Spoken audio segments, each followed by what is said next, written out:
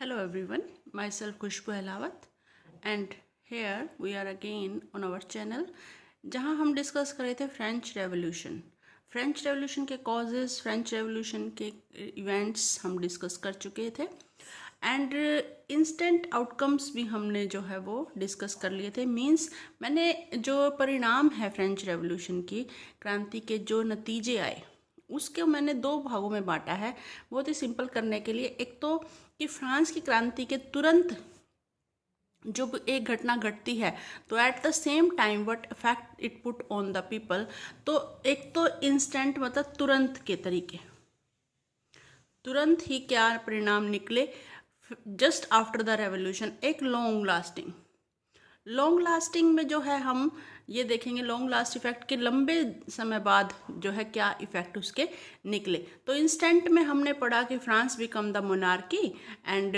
France become the constitutional monarchy के बाद France जो है वो कैसे रिपब्लिक बना, रिपब्लिक के बाद कैसे रॉबर्सपियर का शासन आया and after Robespierre rule the directory rules come, and here we have seen the directory rules also not work properly, so that the rule of Napoleon that came into existence, Napoleon का शासन जो है वो आया। Napoleon ने military dictatorship स्थापित की। क्या स्थापित की? Military dictatorship. So next we will go further about the long term effect of the revolution. Now here we are going to discuss about the long term effect of the revolution. long term effect में क्या है? long term में हम पढ़ेंगे कि लंबे समय में जब क्रांति खत्म हो गई, शासन बदल गया, डिक्टेटरशिप भी आई, नेपोलियन का शासन उसके बाद आया, तो how does the life of the people affected? Was it beneficial for the people? Was it good for the people or brought some changes for the ordinary people's life? तो ordinary लोगों के जीवन में कोई चेंज आया कि नहीं आया, यहाँ पर हम पढ़ेंगे सबसे पहले वोमेन को। Did women have a revolution? तो क्या महिलाओं को क्रांति से कुछ प्राप्त हुआ, क्रांति में कुछ उनको बेनिफिट हुआ, यही हम देखेंगे। कि आपने पढ़ा कि अभी तक आप पढ़ चुके हैं कि क्रांति में महिलाओं ने बढ़ चढ़कर पार्टिसिपेट किया। Everywhere at every event they participated. Her participation में, हर इवेंट में उन्होंने पार्टिसिपेट किया। लंबी लंबी कतारों में खड़ी रही, काम भी किए घर के। जब लोग पुरुष लड़ने के लिए गए, लड़ाई पर गए, तब उन्होंने क्रांति जो है वो के लिए लड़ाई भी लड़ी। यही यहाँ पर बताया गया कि फ्रेंच सोसाइटी में women play a very important role. महिलाओं ने फ्रांस के समाज में बहुत ही महत्वपूर्ण रोल प्ले किया। महत्वपूर्ण रोल कैसे प्ले किया ये हम देखते हैं अभी। Role of women and what they got after the revolution, ये हम यहाँ पर डिस्कस करेंगे। देखिए तो कि यहाँ पर through the reading of the lesson we are going to discuss here कि after the French revolution women were having hope that they will get something from the revolution, but they will not get anything. They got nothing from the revolution. Most of the women of the third state work for their living. और third state की बहुत सी महिलाएं कामकाज अपना जो है जीवन यापन कर रही थी काम करके। देवर लॉन्ड्रेसेस, देवर धोबन का काम करते थे, सिमट्रेसेस दरजानी, कपड़े सिलने का, सोल्ड फ्लावर्स, कपड़े फूल बेचकर, फ्रूट्स, वेजिटेबल सेलर, मार्केट। तो ये सब काम ऑर्डिनरी वुमेन थर्ड स्टेट में कर रही थी। Most women have access education and job training. बहुत सी महिलाएं जॉब ट्रेनिंग भी कर रही थी और इस तरीके से जो है जॉब ट्रेनिंग में उनको काम करने की जो है वो प्रयास किया जा रहा था। ओनली डॉटर्स ऑफ नोबल और वेल्दियर मेंबर्स, केवल नोबल फैमिली मतलब बड़े घरानों की लड़कियां जो थी उनको ही जो है वो शिक्षा प्राप्त हो पाती थी। State general they could study after that, वो भी इसलिए कि they can marry in a good family. तो नोबल्स बड़े अमीर घरानों की लड़कियां को पढ़ाया जाता था, हायर स्टडीज़ कराई जाती थी ताकि वो अच्छी शादी करवा सकें, उनकी शादी अच्छे घरों में हो सके। वर्किंग वुमेन जो है अपनी फैमिली की भी देखभाल करती थी, इसी के साथ साथ they also work for their family, earning भी करती थी साथ के साथ। तो इस तरीके से ये उनका रोल था। और उधर पॉलिटिकली भी एक्टिव थी। Politically they form their club, newspapers चलाती थी, वो अपने क्लब्स, पॉलिटिकल क्लब्स और न्यूज़पेपर भी चलाती थी। Women started their own political club and newspaper. तो 60 वुमेन क्लब उस समय एक्टिव थे। Near about 60 women club were working at that time. तो सोसाइटी जो थी वो महिलाओं ने, इसमें सबसे फेमस एक women working society, that was society of revolutionary and republican women. This was a very famous political club of the women. So यहाँ पर हम पढ़ रहे हैं कि महिलाएं जो हैं फ्रांस की क्रांति में जो है एक बहुत ही एक्टिव पार्टिसिपेंट्स के रूप में काम किया। उन्होंने सोसाइटी में भी एक्टिव रोल प्ले करती थी, काम करती थी, घर संभालती थी, पॉलिटिकली भी वो काफ़ी एक्टिव थी। अब हम इसी में देखते हैं, but their demand, their desires, their wishes will not be fulfilled by the national assembly. National assembly ने 1719 में जो कॉन्स्टिट्यूशन बनाया, उस कॉन्स्टिट्यूशन में उनको कोई भी जो है वो बेटरमेंट के लिए उनके कुछ काम नहीं किया गया, कोई भी उनके लिए जो है वो सुविधा नहीं दी गई। तो दे वर डिसअपॉइंटेड, यहाँ पर यही बताया गया है, women were disappointed that the constitution of 1791 reduced as passive citizen, कि 1791 के कॉन्स्टिट्यूशन ने उनको एक पैसिव सिटीजन बना दिया। They were not involving or they were not involved in the political matters, like they were not getting the right to vote, उनको right to vote नहीं दिया गया, और इलेक्टेड असेंबली में उनको किसी तरह से पार्टिसिपेशन नहीं किया गया। रॉबर्ट्सफियर का शासन, जो रेवोल्यूशनरी गवर्नमेंट आई, रेवोल्यूशनरी गवर्नमेंट ने कुछ थोड़े बहुत लॉ जो है वो पास किए, ordinary law, not about political laws. They pass some laws like और their living, how to improve the life of the people, life of the women specially, कि they can create school for the women and schooling become compulsory. Now their father no longer force them to marry, and in this way they were not force, and divorce were made legal. अब वो अगर शादी से अपने खुश नहीं है, शादी में कोई प्रॉब्लम है, तो they can take divorce even. तो ये चीज़ें उनको बताई गई, ये कुछ ऑर्डिनरी आम सुधार किए गए। And women's but they do not stop here. महिलाएं यहाँ रुकी नहीं, they continue their struggle for the political rights, and this struggle continued near about 200 years, and in 1946 they got their independence, means they got right to vote and they become active participants. तो what women get through French Revolution, ये एक long term effect में हम पढ़ सकते हैं कि महिलाओं को क्या प्राप्त हुआ, nothing. They just get some ordinary benefits, during the revolutionary government, not in old government. So these are the condition of the woman. Now, here is the characteristics of a revolutionary woman, that is Olympia de Gouges. ये आप उसका characteristics पढ़ सकते हैं। बड़ी काफ़ी active participants थी, उसने अपने अधिकारों के लिए जो है वो लिखा भी, declaration of right of women and citizen, कई उसने जो है जागरूकता लाने की काम किए। अब हम इसके बाद नेक्स्ट डिस्कस करेंगे कि everyday life, abolition of slavery means दासता। उस समय यूरोप में जो है दास प्रथा बहुत प्रसिद्ध थी, यानी लोगों को बेचा जाता था, खरीदा जाता था, गरीबों को गुलाम के रूप में, क्योंकि काम कराने के लिए फैक्ट्रीज में या घरों में या प्लांटेशन एरिया में दे नीड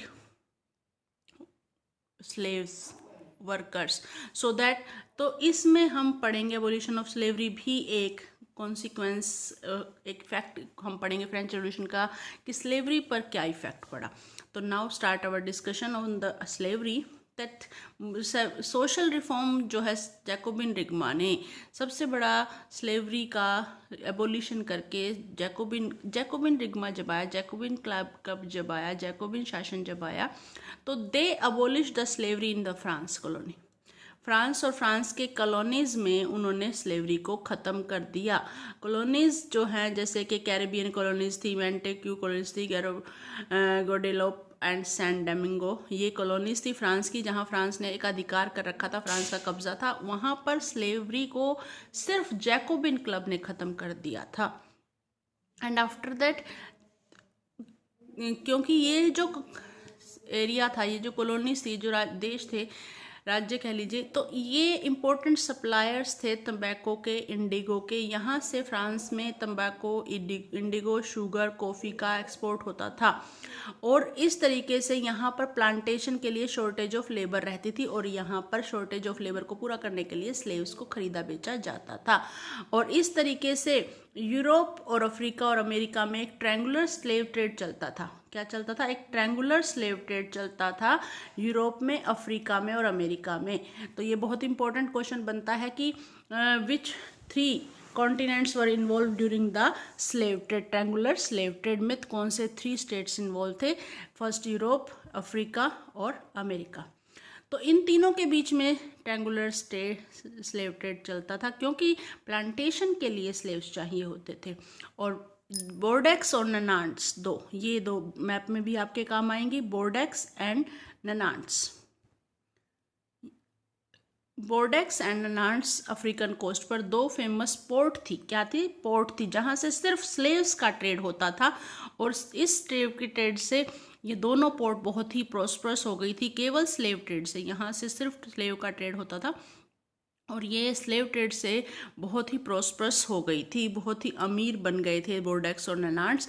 और भी कई जगहों से होता था। तो इस तरीके से 3 महीने तक जो है स्लेव्स को, जब मान लीजिए अफ्रीका से अमेरिका लाया जाता था, या अफ्रीका से यूरोप में लाया जाता था, तो स्लेव्स को जो है लंबी समुद्री यात्रा करनी पड़ती थी। टाइटली स्लेव्स को जो है पैक कर दिया जाता था। पैक मतलब बांध दिया जाता था। अब उनकी कंडीशन देखिए कि किस तरीके से उनको ट्रीट किया जाता था ड्यूरिंग द जर्नी। जब वो खरीद लिए वहाँ से अफ्रीका से, तो वो वहाँ से यूरोप में या अमेरिका में भेजे जाते थे, और वहाँ से उनको जहाज़ों पर लाद करके टाइटली पैक कर दिया जाता था। और 3 मंथ्स की यात्रा के दौरान उनको बहुत ही स्ट्रिक्ट कंडीशंस में रहना पड़ता था। और फिर बाद में पोर्ट्स पर लाकर, अंटार्कटिक और कैरेबियन पोर्ट पर ला करके, अटलांटिक और कैरेबियन पोर्ट पर ला करके उनको बेच दिया जाता था। They sold to the plantation owner, उनको प्लांटेशन ओनर्स को बेच दिया जाता था। और यहाँ प्लांटेशन ओनर को बेचने के बाद they become the slave of their plantation owner. तो ये चीज़ हम यहाँ पढ़ रहे हैं। तो एक्सप्लॉयटेशन होता था इनका। और पोर्ट लाइक बोर्डेक्स एंड ननांट्स, जैसा कि मैं बता चुकी हूँ, इकोनॉमिकली प्रॉस्परस हुए because of only slave trade. They flourished because of slave trade. उनकी तरक्की ही स्लेव ट्रेड के कारण हुई। तो अब ये था स्लेव ट्रेड की कैसे पूरे यूरोप में, अफ्रीका में और अमेरिका में ट्रायंगुलर स्लेव ट्रेड हो रहा था। इसी के साथ अब हम ये डिस्कस करेंगे कि फ्रांस की हम बात करें, फ्रांस में स्लेव ट्रेड को कब ख़त्म किया गया, ख़त्म किया क्यों किया, और नहीं किया तो क्यों नहीं किया। तो नेशनल असेंबली ने, फ्रांस जब नेशनल असेंबली बनी, ऑर्डिनरी लोगों की सरकार जिसे हम कहते हैं, थर्ड स्टेट के लोगों की सरकार बनी, तो उन्होंने क्या किया? उन्होंने डिबेट शुरू की। They started debate, long debates. यहाँ देखिए आप, साफ क्लियर है। National assembly held long debates. National assembly ने लॉन्ग डिबेट शुरू की, चर्चाएं शुरू कर दी। Right to man should be extended all French subjects including those who are colonies, कि जो गुलाम है, कॉलोनीज गुलाम देश हैं, कॉलोनीज हैं, उनके प्रजा को पर भी राइट टू मैन लागू करना चाहिए, उन्हें भी राइट देना चाहिए। उनकी स्लेव ट्रेड को इनडायरेक्टली ख़त्म करना चाहिए, नहीं करना चाहिए। They start discussing on that law. अब यहाँ पर एक बात नोट करने की है कि थर्ड स्टेट के जो लोग नेशनल असेंबली के मेंबर थे, वो कौन लोग थे? वो थे rich merchants, businessmen. Rich merchants or businessmen, they are the part of the National Assembly. And how do they accept? They needed slave. उनको तो स्लेव चाहिए थे। वो कैसे एक्सेप्ट कर लेते कि स्लेव ट्रेड ख़त्म हो जाए? बट एक दिखावा किया, लंबी लंबी चर्चाएं चला के रखी पार्लियामेंट में, डिस्कशन कि हाँ हम डिस्कस कर रहे हैं, इसको सॉर्ट आउट करेंगे slave trade. But they did not pass any law, परंतु वो कोई लॉ पास नहीं किया, उन्होंने कोई कानून पास नहीं किया। क्यों नहीं पास किया? Fearing opposition from businessman. Businessman's जो थे बड़े बड़े, उनकी अपोजिशन, उनका विरोध ना हो जाए, वो उनके खिलाफ ना हो जाए, उनकी इनकम पर असर ना पड़े, क्योंकि स्लेव ट्रेड से उनको बहुत इनकम होती है और बिजनेसमैन्स की इनकम ख़त्म हो जाएगी। और कौन लोग हैं बिजनेसमैन? थर्ड स्टेट के लोग हैं बिजनेसमैन, जो कि पैसा नहीं कमा पाएंगे। तो इसीलिए सिर्फ नेशनल असेंबली ने संविधान में कहीं पे भी स्लेव ट्रेड को ख़त्म करने की बात नहीं की। तो कन्वेंशनल गवर्नमेंट जब आई, उसने जो है कानून बनाए फ्री ऑल स्लेव, उन्होंने स्लेव्स को फ्री कर दिया, उन्होंने स्लेव्स को ख़त्म कर दिया और प्रोटेक्शन दी, ओवरसीज प्रोटेक्शन दी समुद्र के। और इस तरीके से नेपोलियन ने परंतु दोबारा से आकर के स्लेव ट्रेड को री इंट्रोड्यूस कर दिया। यहाँ देखिए, नेपोलियन री इंट्रोड्यूस स्लेवरी। तो यहाँ क्वेश्चन ये बनता है 1 मार्क क्वेश्चन की when does the slavery ended in the France first time? that was during the convention के टाइम पे 1794 में। और when who reintroduced, that was Napoleon was the one who reintroduced the slavery, जिसने slavery को reintroduce किया। and plantation owner, तो इस तरीके से प्लांटेशन ओनर्स जो हैं उनको ये समझ में आ गया था कि owners understood their freedom as including the rights of enslave African negroes pursuits of their उनको प्लांटेशन ओनर जो थे, बागानों के मालिक जो थे, उनको पता था कि स्लेव्स के कारण ही जो है उनका फ़ायदा हो रहा है, वो इतना कमा पा रहे हैं। और स्लेवरी फाइनली फ्रांस में 1848 में ख़त्म की गई, पूरी तरह से एबॉलिश की गई। एबॉलिश मीन्स ख़त्म करना, समाप्त करना, द एंड जिसे हम कहते हैं। तो ये आपका यहाँ तक आपका हो गया स्लेवरी। तो लॉन्ग टर्म इफेक्ट में हमने पढ़ा महिलाओं को क्या प्राप्त हुआ, what women get from the revolution, they participated but they do not get anything, and slavery was a major problem at that time, and how did it ended during that time. अब हम next चलते हैं अपना last पर, revolution and everyday life. तो जो भी क्रांति होती है उसका रोज़मर्रा के जीवन पर क्या प्रभाव पड़ता है, ये हम जो है वो देखेंगे कि क्रांति के बाद लोगों के जीवन में क्या परिवर्तन आया। तो 1789 के बाद से बहुत से चेंजेस देखे जाने लगे। There were many changes introduced, or we can say many changes in the life of man, women and children. The revolutionary government took it upon themselves to pass the law. revolutionary government ने idea of liberty, equality ये सब पास भी किए, introduce भी किए।